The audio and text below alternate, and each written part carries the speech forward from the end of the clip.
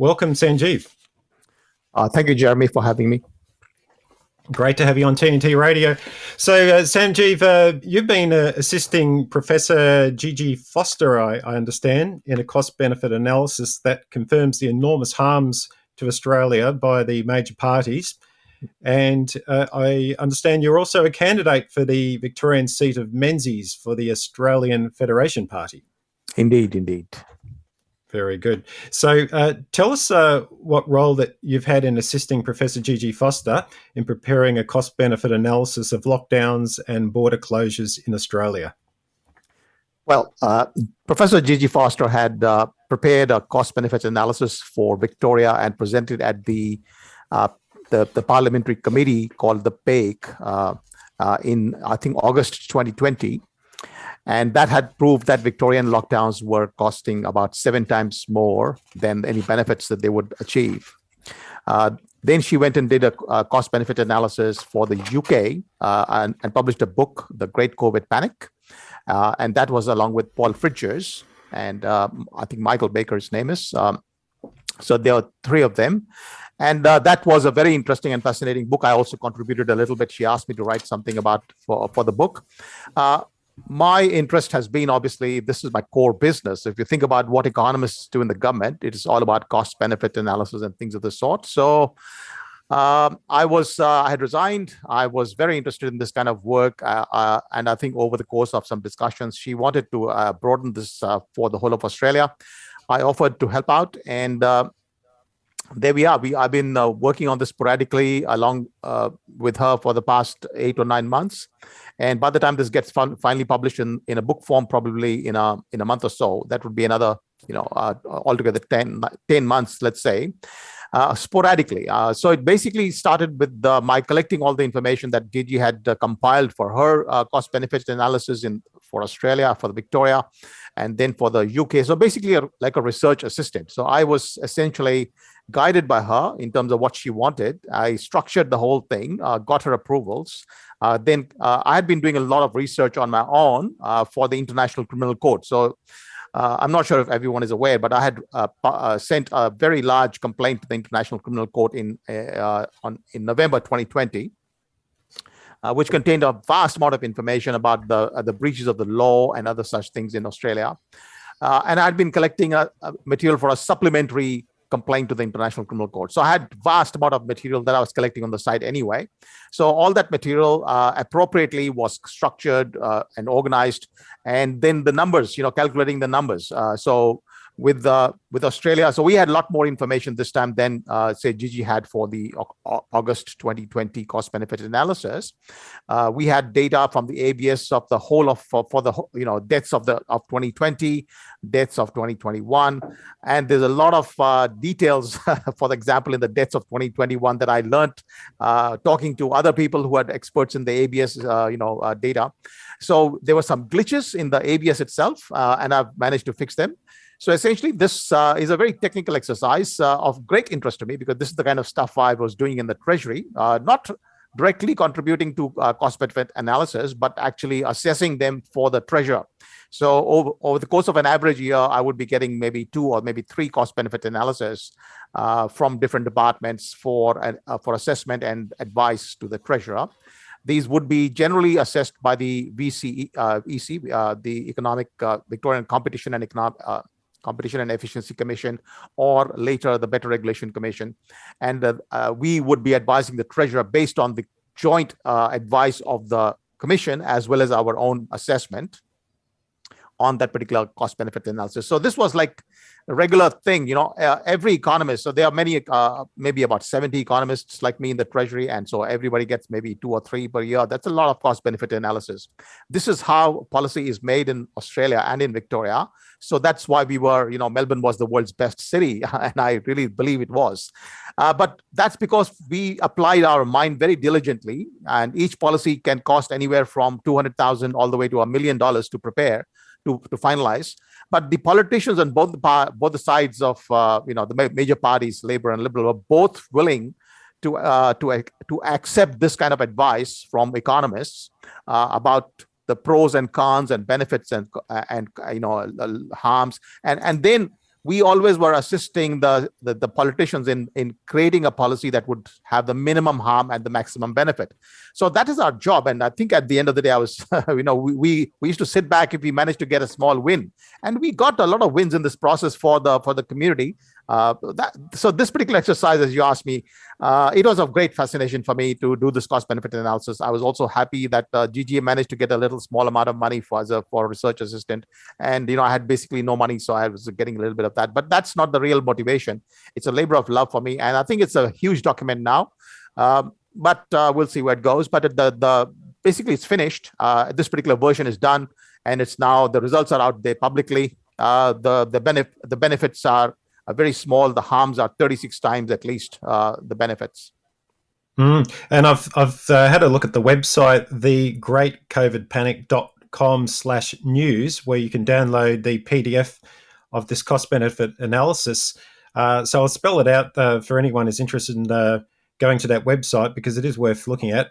So thegreatcovidpanic.com/news. So that's THEGREATCOVIDPANIC.com/news. Well worth checking that out. So could you just give us a summary, Sanjeev, of the executive summary? Summary of the executive summary. That's a really important thing. What I've done is I've just sent an article to the Spectator, which has been accepted, and it'll come out in a couple of days. The essential things are four things, I would argue, that I have highlighted in this article as well to the Spectator. The first thing is that we have confirmed and reconfirmed, and Gigi Foster has done it. She's basically the one who's the main person, the main author of this thing. And the information is that the COVID panic, COVID hysteria, whatever you call it, was grossly exaggerated, the COVID pandemic. And it's not more than 52. The COVID is 50 to 500 times less lethal than the Spanish flu. Now, why this is important is because Scott Morrison and Brett Sutton and every single major, health official, politician, has been telling us from the beginning that this is the next thing after Spanish flu. It's nothing like this in the last 100 years. This is complete nonsense. We've had pandemics of this sort, the Asian flu, the Hong Kong flu, and even I was told by John Ioannidis that, even John Ioannidis, by the way, is the one who has confirmed this. He is from Stanford University. He is the most heavily cited epidemiologist in the world. And this information is very easy to confirm as well. Personally, if you just convert the numbers of people who died in the Spanish flu, we all know 50 million, but that's actually not correct. It is actually 50 million in 1918. And if you adjust for the population size, it is 220 million. So that's the number of people that would have needed to die from this particular pandemic. Also looking at the data of Sweden, where only the deaths occurred in 2020, and there were about 3,000 excess deaths altogether, as assessed by Michael Levitt, who's the Nobel Prize winner in chemistry, but also a fantastic statistician. So once we look at all this data, we confirm clearly and unambiguously that this pandemic has been relatively modest. So the first thing is it's grossly exaggerated. The second thing is that Scott Morrison has been busy claiming that that he's managed to save, his policies have managed to save 40,000 lives of Australians. Well, every year 160,000 people die, and if he had saved that many lives, we would have had a significant reduction, but it's not. And if you calculate using the ABS data, and as I mentioned, the data are available, 2020 and 21 are available now, we don't find any signature of saving 40,000 lives. Instead, we find a maximum of around 10,000 COVID lives were potentially prevented, but I would argue, and Gigi has mentioned in detail, they were only delayed. So, for example, if we had prevented, let's say, 10,000 deaths till December 2021, then even till today, we've had about 4,500 COVID deaths this year. So these deaths were out of the 10,000, 4.5 have already passed away this year.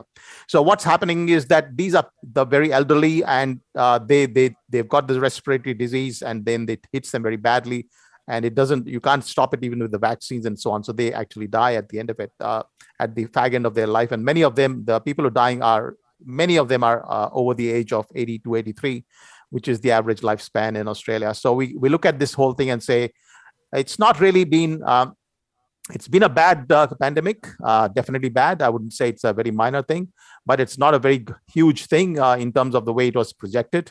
And the lives, only about 10,000 lives, the lockdowns could delay, but they've actually now are passing on this year. Those people many of them are dying this year. As the borders have opened and as the whole country is coming back to normal, the virus will spread, and the vaccines have done very little to stop its, the lethality of the virus, which is somewhat lethal. It's not dangerous. It's not totally dangerous. The third point that I highlight, just before you go on to the third point, Sanjeev, we do need to take a quick break, and then you can get back to the third point after the break. This is Jeremy Beck filling in for the Mike Ryan Show, and with me is Sanjeev Sabhlok. So, Sanjeev, you're just talking about the executive summary of this cost-benefit analysis study, and you got to the third point. So can we just go from there? Yeah. The third point is really important, actually. The third and fourth point. So the first I've discussed are the benefits of the lockdowns. So let's say we admit in the cost benefit analysis that, let's say, 10,000 COVID lives what their lives were, their deaths were prevented, or rather delayed, is what I say, because many of them are going to die this year and in the future, in the coming couple of years. That's the benefit. And looking at the cost side now. In the most conservative manner, we worked out that there are 7,940 additional people who died during this period, additional to what they would have normally died, from non-COVID causes. And a good example, I would argue, is you look at this ABS data, and this is very conservative. If you look at the actual data, you get shocked because it's quite huge. In 2021, for example, 3,000 more people, 3,146, I think the number is, more people have died from cancer than in the average year. So we're looking at a massive massacre of people due to cancer, and we're looking at a huge increase in dementia deaths and in diabetes deaths. Now, these are the kind of things which actually are predictable effects of lockdowns, where people get so hysterical and scared when panicky that they don't go to the doctors when they have a slight symptom, and then the cancers are detected very late, and then they, obviously don't have much of a life left, as a late detection of cancer is very difficult to fix. So this is what's happened, and these are directly attributable to these closures, border closures, lockdowns, and the hysteria created by the government by exaggerating by at least a factor of 30 or 50 minimum, I would argue, the size of the pandemic. In fact, I think in reality, it's been much more exaggerated. But this is where the trouble is. When you exaggerate things, you start killing people because they don't get themselves treated and looked at properly. So that's 7,940 deaths. Okay, that's real deaths, and many of these were much younger than the people who died from COVID. So that tells you something. But this is not this is just the tip of the iceberg of the harms. So what happens is, in the standard literature of cost-benefit analysis, which is something that I've been doing for a long time, you have a thing called the quality adjusted life year, QALY. And what you do is you assess the total value of a particular person's life from a particular, say, medical intervention. And how do you do that? You take the length of the year, length of life, improved, and the quality of life improved, and that gives you the QALY. What has happened is, QALYs are purchased using common taxpayer money. So if the taxes that we spend ultimately are used for buying welfare for the people, and there's a particular formula for that. $100,000 buys you one QALY, for example. Now, this is all standard stuff in the literature. So what we've done is we've used the standard models of economics. They're not models. They're very empirically proven pieces of data. And then we convert the lost welfare from the massive fiscal deficits and debt that the government has taken. That is the single largest item in terms of the harms to Australia, because let's take, for example, there's, and you have to only half the debt being attributed to lockdowns. Let us say half would have been taken otherwise anyway, but the half of it is itself quite huge, and that converts into an enormous amount of loss of welfare. This money could have gone into hospitals, could have gone into better roads and prevention of all sorts of health benefits could have been achieved from this money. The other part that's very difficult to calculate, but we have done the assessment because there's a lot of literature on that, is the reduced income of children from two two types of causes. The first one is the obvious one. The schools were shut down. They had to study from home, and then we obviously have a significant reduction in the future well-being of these children. The scores of the educational tests and exams, they've been assessed. Some of the children who are really from disadvantaged communities have suffered, and using those calculations, we work out certain harms to these children's welfare in the future, and that would be ultimately the lost income, which again converts into less well-being for them. The third one is really interesting. Is there have been studies, and this has been something we've taken with a bit of caution, but we still have taken a very minor level of assessment that babies born during the pandemic, they have actually been tested and found to be not developing properly like a normal child. And so we've assessed a small reduction in IQ of these children, which again translates into lower income in the future. And then there is this obesity and so on. My cousin has put on 4 kilograms, I put on 2 kilograms, and I'm sure the average in Australia, by the way, was 3 to 5 kilograms of extra weight put on by people. This came in the Royal Institute of General Practitioners, or whatever that's called. So this data is there that people put on 3 to 5 kilos. Now, 3 to 5 kilos doesn't harm an average person.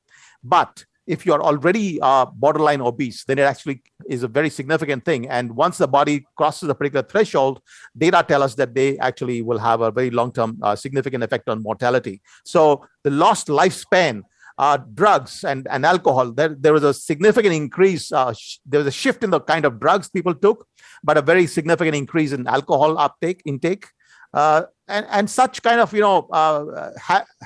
people exercising. Gyms. What happened to gyms all over Australia, at least in Melbourne. I know that virtually everything was shut down and people didn't go for exercise. So all this cumulative harms, not going out in the sunlight, not getting vitamin D, lost, lower immunity levels and so on, borders being shut down, therefore less, viruses coming in, therefore less immunity. So all said and done, there is a reduced lifespan. We just assessed 1 week reduction in the lifespan of all Australians, just 1 week. The studies of Indonesia assessed 1.5 years of life reduced for the average Indonesian. We just say, okay, for Australia, just 1 week. Such kind of estimates are part of the iceberg. This is where the 36 times comes in. These numbers simply add up because they apply small amounts of harms, apply to vast numbers of people, and of course the mental health harms and so on. So they've been assessed as well using life satisfaction surveys. This is one of the important ones. I have mentioned this in my article in the Spectator, which is going to come out shortly. A thing called Wellbeing Year. This is a new methodology invented, let's say, by Paul Fridgers of London School of Economics. And we use that in this particular method to assess the loss of mental health. And there are significant surveys in Australia that confirm that Australians have slipped very badly on their mental health during the last 2 years on average, and Victorians were the worst affected. So using all these estimates, very conservative, by the way. One of the things that I looked at is and said, I've never seen a more conservative cost benefit analysis. We have said, let's give the maximum benefit of doubt to the government intervention. But even with that, we find that the total losses to Australia from these lockdowns and border closures, etc., and mandatory masks, etc., are well above, over 36 times any benefits from them. Yes, and Sanjeev, you've made some excellent points there. You're in Melbourne. I'm also in Melbourne. And of course, this is the most locked down city in the entire world. And many of the points that you made, I've felt them personally myself. I used to go to a gym and I was not able to go to the gym, firstly, because of the lockdowns, and then secondly, because I refused to take the jabs, which were mandated. And I still, up until recently, I haven't been legally allowed to go to a gym, which is just insane. I mean, this is supposed to be about our health, denying people to go to a gym, just nuts. The psychological damage that it's done to people, it's ripping apart people's families and friends because the warfare, the psychological warfare through the mainstream media has brainwashed a whole group of people where some have woken up, like you and me, some are totally aware of it, but then others have swallowed the Kool-Aid. And It split up families and friends and all sorts of people. So horrific. It's a bit hard to quantify all these things when you add them all up. But we all know that this has been a horrendous 2 years, and it's just so important to do a cost-benefit analysis, and it just wasn't done. The mind boggles why they didn't even do it. But can you just tell me, Sanjeev, the role that you've had for 15 years in the Treasury in Victoria, where you did review and assess various different cost-benefit analyses in many areas. Can you just tell me what you did do and why it wasn't applied here? Well, I was in the regulatory reform area in the Treasury, and this was a part of the economic division.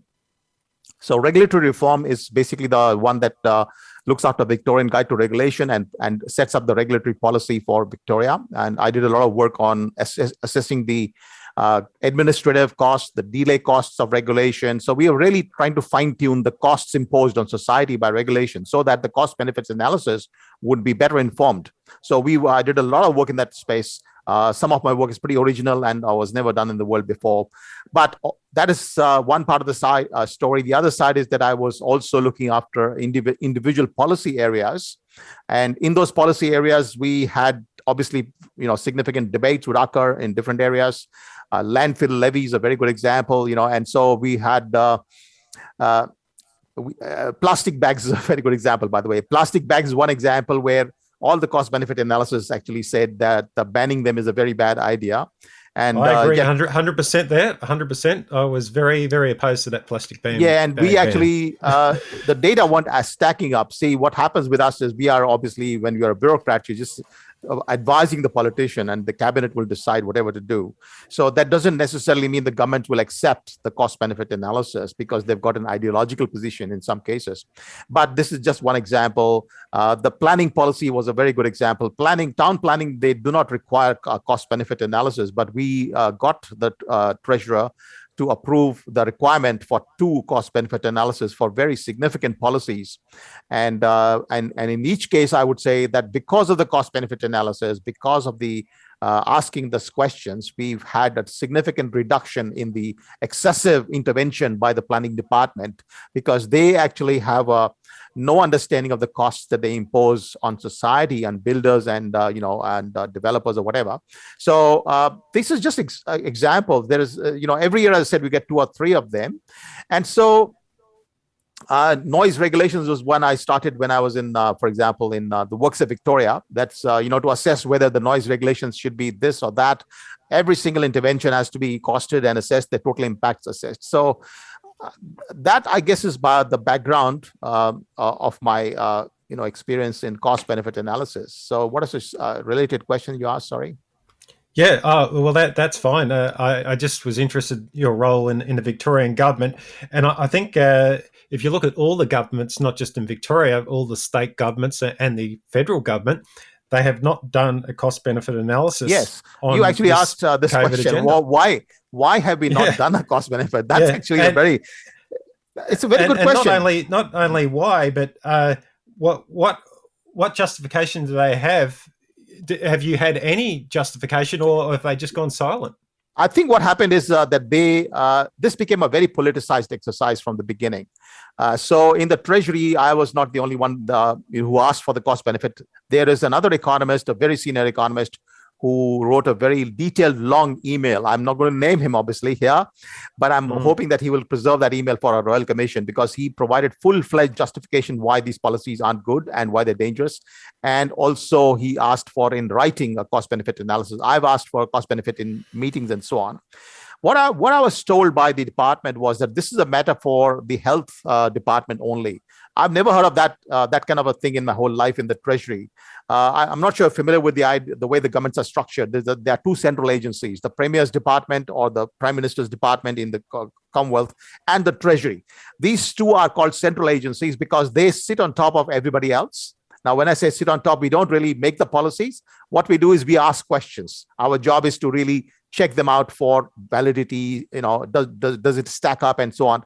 And so that's the job we've always done for every single area of public policy. In Australia, there have been the central agencies sitting on top of the departments and challenging them to prove the matter so that these are fine-tuned, they're not excessive, and so on. But in this particular case, the Treasury simply said to me, the senior executives, they said that this is a matter for the health department. And I've never heard of this in my life before. I can only assume that these people were bulldozed by the politicians, and in this case, by Dan Andrews in Victoria, that this is a matter just beyond the capacity of economists. Which is complete nonsense, because economists are moral philosophers and they look at the whole society. Their job is purely one, to look at all things in society, all harms, all benefits, and to see whether we can have a less onerous, less intrusionary policy. So economists play a very significant role in keeping Australia wealthy. And for Dan Andrews to reject this would have been a terrible mistake. But looks like the Treasury senior officials accepted that, which is, I think they should have resigned. I've always wondered why they didn't resign, because really there's no reason. There is no reason under any circumstance for there not to be a cost-benefit analysis. That is a mandatory requirement for every public policy. And if it can't be done very quickly, then you do it in maybe month's time or whatever. You cannot sit there as a government without a cost-benefit analysis. Well, I totally agree. And I think it comes down to a lot of ideology and also a mass formation psychosis, which has been discussed a fair bit by Dr. Robert Malone, who's mentioned about that, where nations all over the world have just lost the ability for rational thought. They've just gone into some trance and just swallowed just whatever's told on the mainstream media, which comes through the Trusted News Initiative, which is just total control of the mainstream media. And everyone in the institutions, right down to the ordinary person in the street, has just swallowed a complete lie. And it's just permeated all the way through to culture, where it's just got too difficult to stand up against it. It's you're seen as some pariah, and most people, they just want to get ahead. They don't want to lose their job. They don't want to rock the boat. They don't like conflict. I don't think it's natural for people to want to get involved in conflict situations. So they just go along with the flow. But we do need to take a quick break. And after the break, I think I'd like to discuss your candidacy in the running in the federal election. This is Jeremy Beck, and I've got to Sanjeev Sabhlok today. We'll just take a break right now. This is TNT Radio. This is Jeremy Beck again, and Sanjeev Sabhlok is with me. Sanjeev, you're the candidate for Menzies for the Australian Federation Party. And I was just looking at the Australian Electoral Commission there, and you've got a few people that you're running against. You've got 6 others there, I see. But the Australian Federation Party, some people may know that it's used to be called the Country Alliance or the Australian Country Party. Sanjeev, can you just tell us a bit more about the Australian Federation Party? Yeah, the Australian Federation Party is actually something I really don't know much about. I do know it's a combination of many parties over the years. For example, it's the Family First Party, then the Conservative Party, then the Country Alliance, or whatever. All these parties merged over the last 20 years, and now it's called Australian Federation Party. It's a very interesting situation because we had formed, Peter Harris and I. Peter Harris was the founder of Family First, and I spoke with him in March last year because I decided that this needs a political solution. And so I wanted a new party. Peter Harris also at that stage had come to the view that he needs to come back in politics and start a new party. So both of us combined, we started a party called Australia's Representatives. And I had got it fully registered. We had crossed the hurdle of 500 members, and we had reached the point where we were now almost like getting the final tick as a party. So that would have been the party which I was, the founder of, let's say, along with Peter. And then comes the new law that these guys passed, the Lib Labs. They're basically bipartisan enemies of the people, I would say. And in this case, what they said is that suddenly they changed the law that now you need to have 1,500 members. And when you start a new party, to get everything audited by the election AEC, etc., it's a very complicated job, and it took me 3 months of serious work, nonstop, practically day and night. And so when this happened, it became a really huge hurdle for us. We were not yet having the confidence that we had 1,500 members. We just started off as a party. The second thing was that my father was unwell, and I had to then leave for India, and he later died of cancer. A few months later. Yeah, so that was another thing, that I was the main, let's say, one of the major workers of the party, and I had to leave. So at that stage, my relationship with Glenn O'Rourke, who was the chairman of the Federation Party, and a few other parties, etc., I had a very close relationship with them. That really worked well because it was an offshoot of the Family First Party anyway, so it's a conservative group. And so that's where Peter Harris and Glenn agreed, and we merged into that party. So we are actually Peter Harris is now the chair of the party once again, the Federation Party, and I'm the spokesperson for economics and freedom. So we are basically back to where we were effectively with our old party, the Australia's Representatives, and we have a community pact, which is the original, Australia's Representatives idea, that we will actually represent the community rather than imposing our own views. So the Australian Federation Party is basically we are very grateful that it provided us a platform for these ideas to push back against the Liberal and Labour parties, the tyranny and the totalitarianism. So that's where we are. Where I'm with the Federation Party. We have about 80 odd members contesting, 60 in the lower house or so, 61, I think, and about 20 in the Senate. Well, I see that there are a few what we might call freedom parties in Menzies there. I would consider freedom parties to be ones taking a stand against the lockdowns and the jab mandates and so forth. So I see you've got the Liberal Democratic Party is running a candidate in Menzies, One Nation is, and the United Australia Party. So how is the Australian Federation Party different to those parties?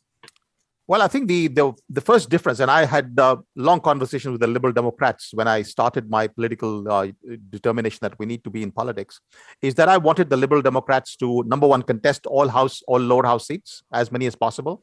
And second, I was clear that they cannot continue with their policies, which are, I'm an economist, and I love Murray Rothbard, and I love the libertarians and so on.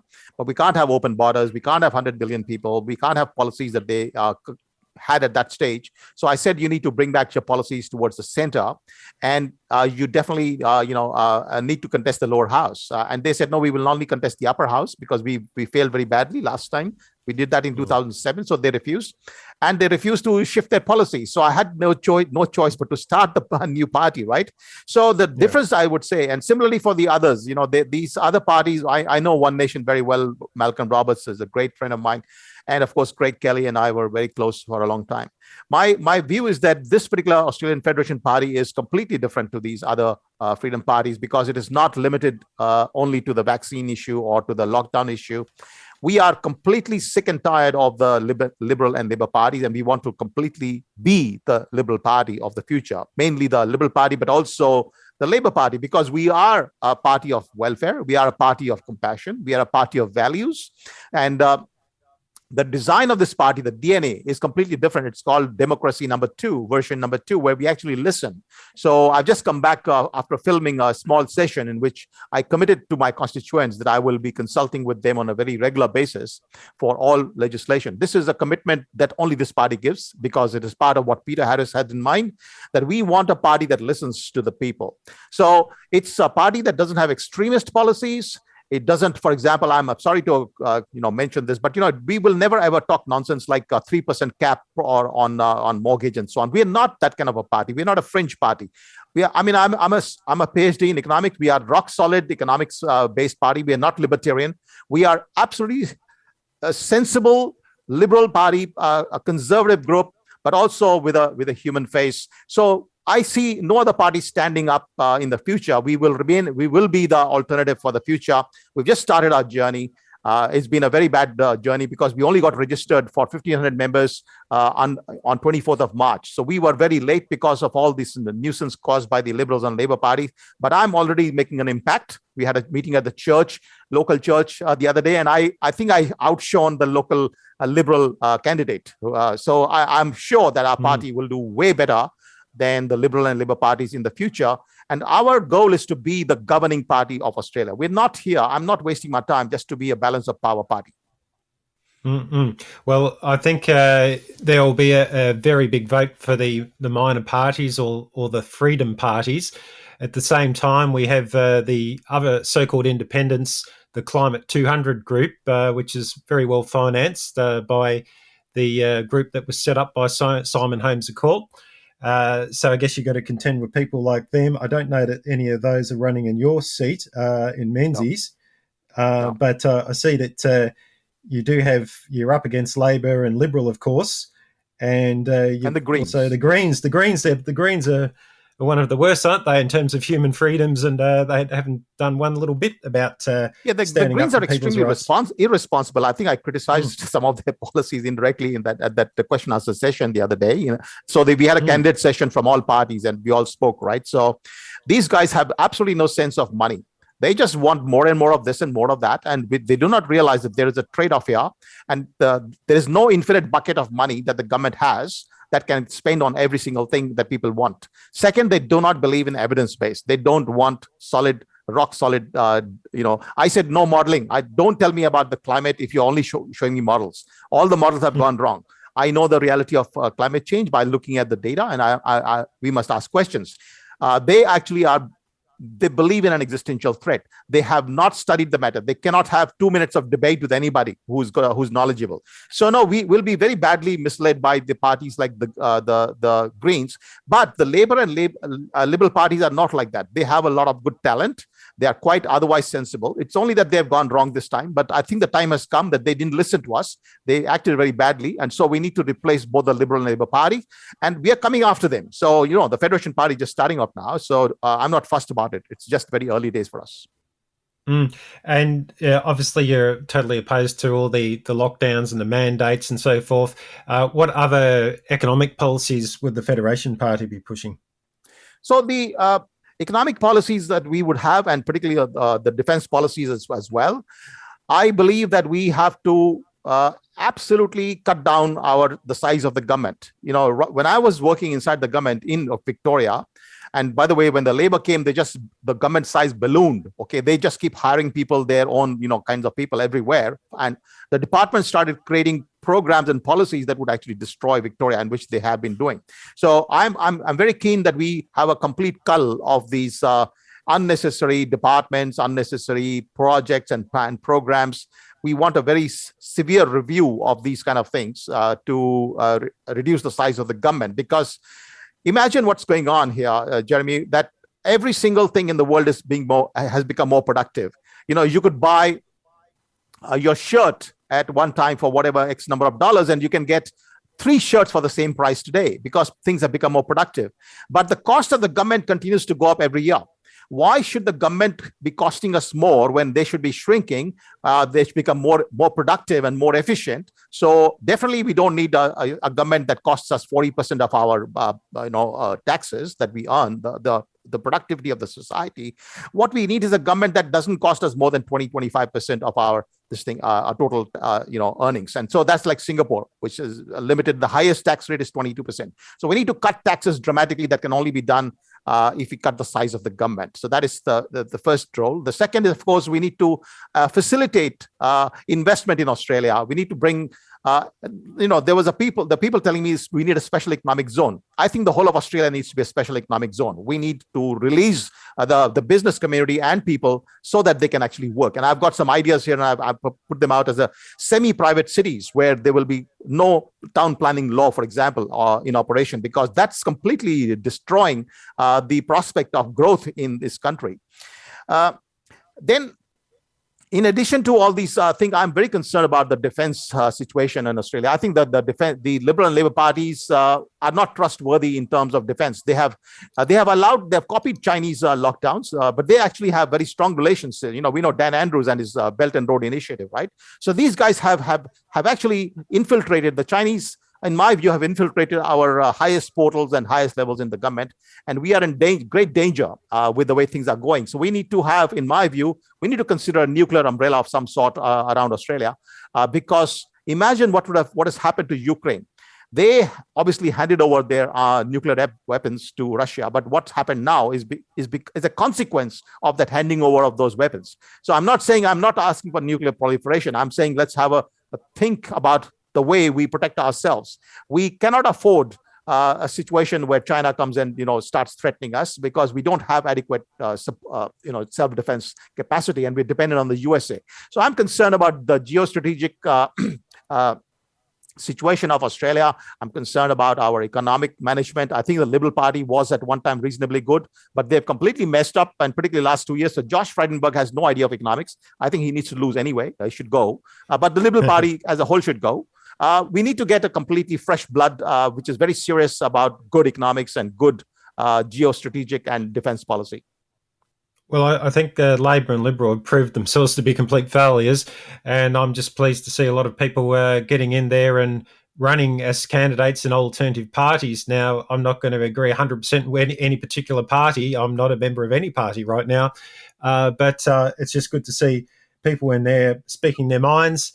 We're going to agree on some things, disagree on other things, but I think it's important for a political party not to be a single issue party. For example, you've got the Medical Options Party, great policies in terms of, freedom of choice and not having the compulsory jabs. But to be a serious political party, I think you need to have a broad array of policies to cover many areas. Outside of economics, Sanjeev, is there any other, and you mentioned defence, is there any other particular policy areas that concern you? Yeah, so one of the things that I had written about in the book in 2008, and I have this party has accepted this particular policy, is that we will be the first party in the world to have a freedom minister. And what is a freedom minister? A freedom minister is something different from an economic minister. It's not a treasurer. It's basically a minister whose only job is to ensure that there are no unnecessary interventions in the freedoms of the people. We did not have any freedom movement in Australia. There was no war for, war of independence and so on. So there wasn't any kind of thing that let's have freedom. So our constitution is not very strong on that. So we need a good, strong Bill of Rights. And that's one of the party's policies. We need to beef up freedom in every way. But a freedom minister would actually create laws that would stop the kind of things that have happened this time from happening ever again. So that is a unique policy that only this party brings. And I had personally, written about this in a book in 2008. So I take credit essentially for being the proponent of a freedom minister. We have multicultural ministers, in Australia. And I think there is nothing more dangerous to Australia than multicultural issues. For example, we're funding people to host parties like, Indians are getting money to host parties in which others are not invited. That is taxpayer money going and funding people who are entering here to be separate from others. I'm going to write an article about this. Why are we funding people to be separate from the rest of the community? They should be integrating and joining together as one. So we have a multicultural minister in Australia, but we don't have a freedom minister. There is nobody to protect our freedoms. And we saw what happened in the last 2 years. I think we need to get our priorities right. There's a lot of woke people and a lot of, half socialist within the Liberal Party as well now. So we are not interested in this kind of stuff. We want serious freedom and no subsidies for people's own parties, cultural events and so on. No, sorry, the state doesn't have to take somebody's money and give it to somebody else for a party. I disagree with multiculturalism in so many levels. I'm very happy for all people to come together, but I don't want this kind of special favors for this and that. And secondly, I think on the indigenous issue, I've got some views which I don't want to go into detail, but I think we need to recognize the harms that have been happening, but also bring them together in such a way. And I've been talking to Michael Anderson, the tent embassy person. So there's a lot of stuff going on behind the scenes at this stage, but we will be the party of the future in Australia. And I don't see any possible competition from the Labor and Liberal Party for this idea. Certainly in ideas, Labor and Liberal have completely failed. It's just a matter of convincing the rest of the population because still some people are ingrained in their usual voting habits. We've got about 30 seconds left. Do you want to have one just quick final word? I think the main thing that happened last 2 years ago was we must keep fighting. I left my job, I resigned because I think as citizens we have an obligation to fight back when we are being terrorized and tyranny is being imposed on us by the politicians. So I encourage everyone who's listening to wake up and to fight because we have to. Freedom is never given in a platter. We have to fight. Each generation needs to fight for freedom. Agree 100%. Sanjeev Sabhlok, great to have you on TNT Radio. We'll go to the news now.